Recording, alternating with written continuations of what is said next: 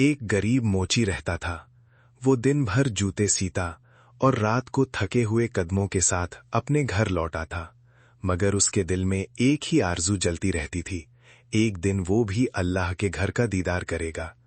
वो अपनी छोटी सी कमाई में से हर रोज थोड़ा थोड़ा पैसा बचाता और एक मिट्टी के बर्तन में डाल देता। साल बीतते गए, लेकिन उसकी ख्वाहिश कम नहीं हुई, बल्कि और बढ़ती गई। आखिर एक दिन ऐसा आया जब उसकी जमा पूंजी कितनी हो गई कि वो हज के सफर पर जा सके। उसने अपना सामान बांधा, आंखों में आंसू थे और दिल में शुक्र भरा हुआ था। लेकिन रवाना होने के ठीक पहले उसे अपने पड़ोस से बच्चों के रोने की आवाज सुनाई दी। उसने जाकर देखा तो पता चला कि वे यतीम बच्चे हैं, कई दिनों से भूखे हैं और उनके घर में खाने को कुछ भी नहीं है। पूरी रात वो सोच में डूबा रहा। एक तरफ काबा का सपना था और दूसरी तरफ भूखे बच्चों की सच्चाई।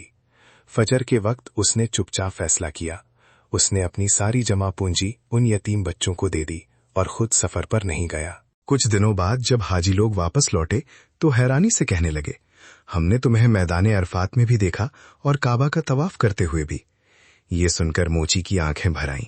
उसे समझ आ गया कि अल्लाह के यहाँ असली कीमत कदमों की नहीं बल्कि नीयत की होती है। कभी कभी किसी भूखे के आंसू पोंछ देना भी ऐसा हज बन जाता है जिसका अज्र सिर्फ रब ही जानता है।